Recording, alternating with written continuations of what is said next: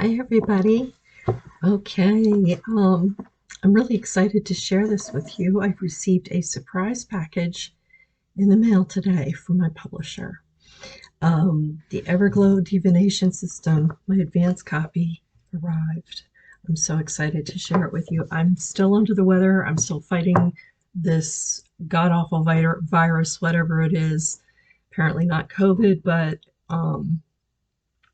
it's been fun. So I'm still kind of dealing with it. But I wanted to bring this to you because I'm so excited. So, advanced copy, yay! This means that the deck itself, or the divination system itself, will be um, released probably, well, it's slated for January 2023. If you've pre-ordered it, which I hope you have, you should get your copy um, within that time frame. It is available for pre-order on Amazon and through Schiffer and through Red Feather MBS, and I'll post links for that below for those who are interested. But I wanted to share this with you today, so I'm really excited about this. So, like all of my decks, they are labors of love, of course, and they are years in the making. This one I started working on probably in 2019, around the same time that I was finishing up the Potero. So sort of working on both at the same time. Um, I submitted the Potero and then started really diving into this one. So here we are. So just a comparison. Here is my copy of the Potero. Okay. This is my copy of the Everglow. So you can see the Everglow box is a little bigger. So that's kind of cool. I have not opened it yet. I haven't. This is the first time I'm seeing it. I only shared, like, through all my social media pages, the picture of the front of the box and the letter I got from Schiffer and a lovely bottle of wine, which was very sweet. So this is my first time opening it. Hopefully I won't cough and carry on. But so this is the front. Absolutely gorgeous. And it says the Everglow Divination System. Hopefully you can see this okay with my camera. I love this. They actually chose the death card for the cover, which was kind of cool. At first I was kind of like, I wasn't sure, but I really like that they did that. I think it fits really, really nicely, and especially with the overall colors that they use. So magnetic closure, which you know me, I love that. I love a nice sturdy box, which it is. So this is the back, and it's really lovely and beautiful, and it says, unravel the mysteries of who we are and promote inner healing with this unique 78 card divination system, combining the tarot's teachings and elements of astrology, numerology, and animal symbolism. For 48 cards, 48 image cards incorporate themes experienced within the Fool's journey. In addition, 30 text cards are separated into categories and can be used with the image cards for in-depth readings.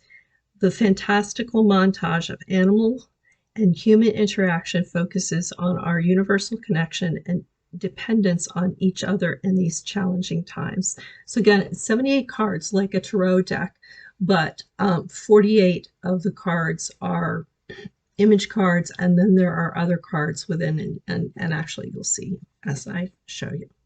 So that's the Everglow here. Beautiful.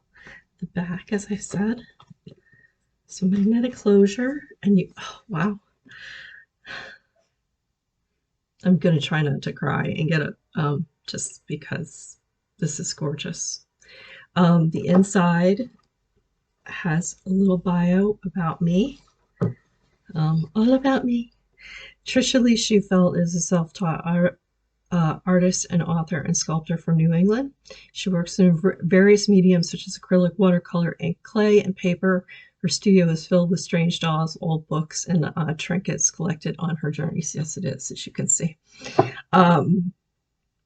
She began designing tarot and oracle decks after a battle with breast cancer in 2015.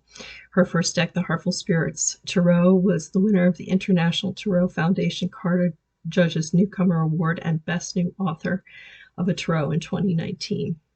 It was also first runner-up winner of a Carter Award for Best Author of a Tarot for 2019. In 2021, the Poe Tarot was released by Red Feather Mind Body Spirit and featured Edgar Allan Poe as the main character navigating the fool's journey with quotes from his extensive body of work. It received a bronze Covar, C-O-V-R, I'm sure I'm saying, it might be cover, and I'm saying Covar, sorry, cover, a Visionary Award in 2022. Trisha is also a self-published poet and has written several dark fantasy novels under the nom de plume and Delete Archer. So, okay, not that anybody cares about all that. Maybe some people do. I don't know. It's really cool. Very nice. So here's the book. Look at this gorgeous book. Phoenix Rising. One of my favorite images that I drew. So, oh my God. I'm so excited. I can hardly stand it. What a gorgeous book. So, nice thick book. 160 pages. There's a welcome. And introduction, a brief overview of the tarot, arcana comparisons, a little bit about animal symbolism. Each card features the image and then talks about the card itself and the symbolism behind it.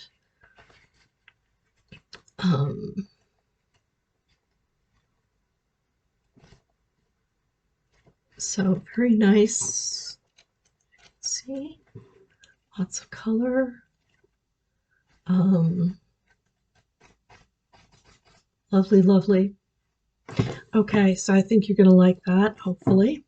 All right, the cards themselves. So the inside is like this, and it's got a little, so you can reach in here. So it doesn't have a ribbon, but it looks like you can easily reach in and pull the deck out, which is, well, and do what I just did. So comes out nice. Oh, I love this. Okay, this is perfect. Okay, well, first of all, this is the inside. I don't know if you can see it, but it's got like little stars, and it fits nicely in there. It's a nice cushion, but it doesn't, what I love is it doesn't rub the edges, because I know that was one of the issues we had with the Poe Tarot, and I'm really excited to share this with you. So here's the back of the card, and it's got the little stars on it. The edges are teal, but they're a matte teal, which is really, really cool. I like that so much. Sometimes the decks have kind of a shiny sheen to them, but this is kind of a matte finish, so that's really nice. Card comparison, let's see, show that to you. I'm gonna just, oh, I don't have my Poe Tarot cards in here. I've actually moved them. Sorry about this. I've moved everything around. Of course, I got my deck wrapped up. Okay, so here is the Poe Tarot card, and this is the Everglow card. So it's a little smaller, well, a lot smaller, but it'll be nice because it'll be easy to handle, you know, in your hands. If you know, if the cards are, if you feel like they're too big, sometimes this is kind of nice because it's a bit smaller and easier to handle. I like that because sometimes I have trouble with that myself, actually, and I have longer hands and stuff, but I do find that sometimes, even as much as I love my Pot Tarot, um, the excuse me, they are a bit long, the cards. So okay, so let's see. Let's look at these. So here is the image cards. On each card, there is at the bottom, there's a key word. So it can be read in an upright or reverse position. And I put these on here because I wanted to be that you could use it not only as a tarot deck, but you could use it as an oracle deck. If you wanted to just take the cards and just separate the image cards and read them that way, you could. You could totally do that. That's the beauty of this system, is there's all different kinds of ways you can read. But here, let's go through them. So you have the first card here, which is very similar to the Fool, and it has a number at the top. These cards, like Tarot in that sense, the major arcana part of this deck is numbered. Okay, so this one says opportunity and risk, manifestation and focus, intuition and bias, abundance and self-care, foundation and control, guidance, inner wisdom, alignment, disharmony, determination, obstacles, challenges, inner strength, introspection and isolation, movement and patterns, cause, effect,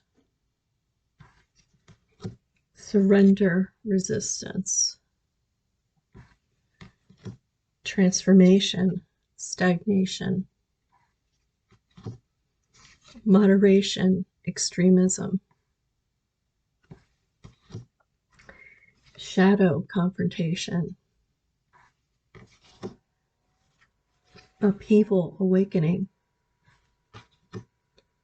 hope, despair, projections, clarity, optimism, pessimism, calling, shrink, attainment, time. Now, then we have a set of cards that basically incorporate various type of, I guess you could call them themes, or that you see throughout Tarot, okay, that I thought were important. And then I wanted to add them. They are not part of the major arcana, but it's not necessarily broken off as a minor, but well, I guess you could say it's kind of like a minor, but they're kind of overarching themes that I saw throughout Tarot, so I incorporated them here. Abundance and loss,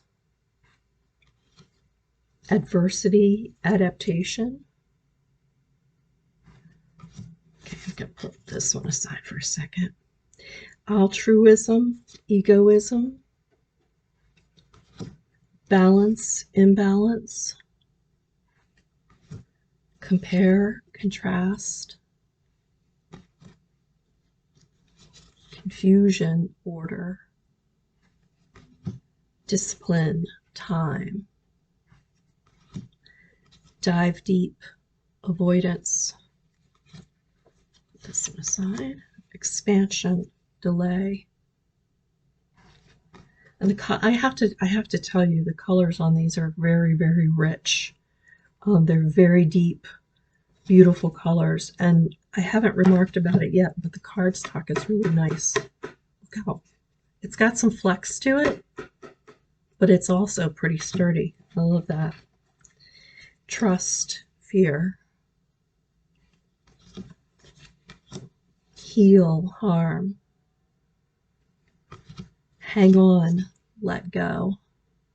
So you can see all the different animals, and there's people in here as well because we have that connection to nature. I wanted to do that. I didn't want to just make an animal deck. I wanted to have some humans in here, or human-like people, um, because I thought, it's so important to really emphasize our connection with one another. Put these aside for a second. Patience, expectancy, peace and gratitude, play, plod, potential, blocks, success, failure, symbiosis, discord. Okay. Yeah, I just wanted to get those pictures. Okay. So then, let me see if I can find this in the book here, because I want to talk about this aspect. Okay, so there is an Everglow court system. Kind of like in Tarot, you have, you have the King of Cups, you have the Queen of Pentacles, but they're broken down with, those suits. What this is you have one queen, okay, that sort of incorporates a bunch of different elements around her. You have a messenger, kind of interacting as the page. You have a knight, and you have a king. Okay, so you can kind of you can blend those in with the Everglow cards and just with the image cards and pull them with that, or you can kind of set them aside and shuffle them yourself and pull from that, and that'll give you some insight into if there's particular types of personalities that are influencing the cards, or you know, or even if it's not outside personalities, it's like your own take on it, how your behaviors are playing a part of it, if that makes sense. It says here the Everglow court system is unique because instead of having a king, queen, knight, and page representing 4 different suits, you have just 4 cards. Regardless if you draw these specific cards or mix them in with the Everglow image cards, it is the individual suit cards, emotions, thoughts, action, and security that determine the type of person we are dealing with. Now, when I say that emotion type, like I just said, okay, remember we have text cards here. So let me find that. Okay, so we have action, emotions, security, thoughts. Okay, so again, like Tarot, the sword suit is our thoughts. The pentacle suit is our security. The emotion suit, the cup suit is our emotions. The actions are wants. So they sort of get pulled with this itself. Let's see if I can offer you a little explanation here.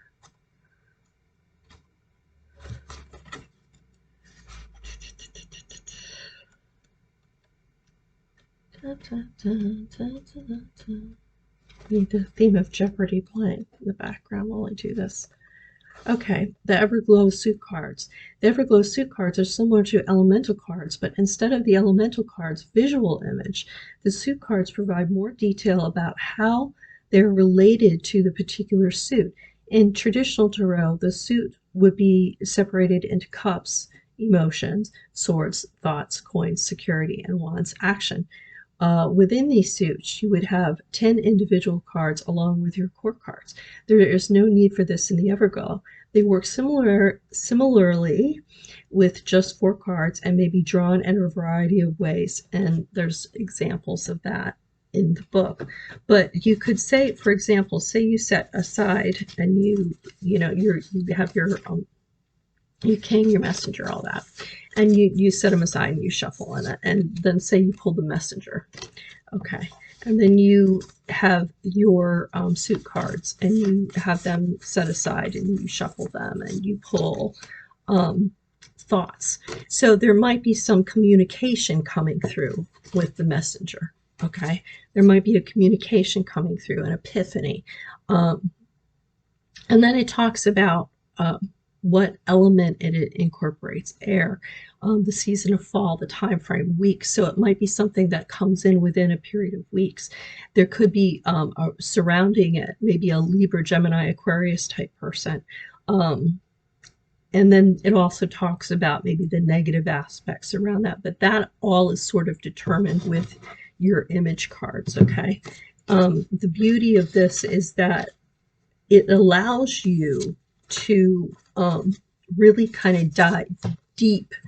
When I designed this, I was thinking more of like journaling, really journaling what you come up with and exploring it in even a deeper way.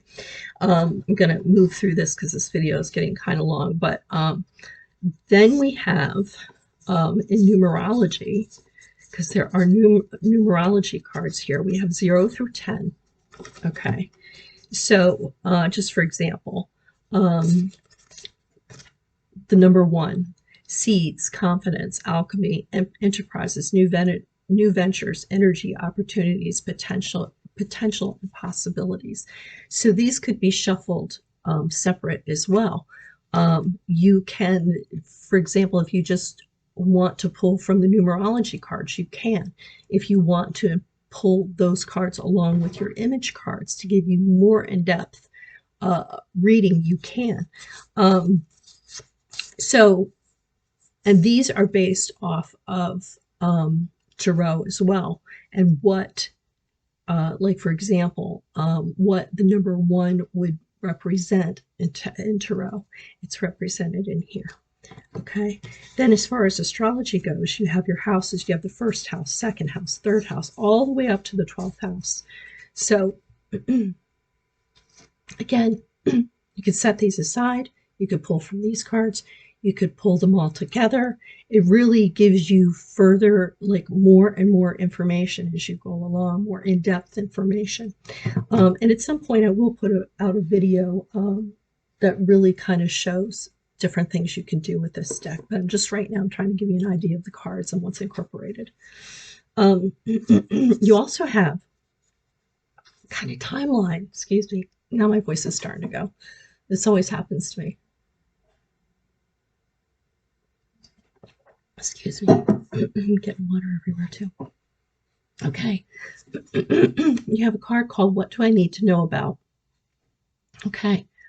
And this is just to kind of prompt you. Okay. These are kind of prompting questions, but it's like, what do I need to know about? Maybe say home, family, children, career, education, creativity. Like to give you just some further thought or food for thought. Okay. And then you have the past, the present, the future, questions to ask yourself that can prompt further in-depth reading that you can continue to pull cards from. But it kind of like if you set these aside and you pull a card from here, it might show you where you are. Maybe your thought processes are in the past, or they're future oriented, or are you being present in a certain situation? So those cards are incorporated in here. So again, lots of things, lots of really cool stuff with this deck. I'm so impressed with the overall look of it. It looks really beautiful. Again, I like the size. They're going to be very easy to, do this. I love that.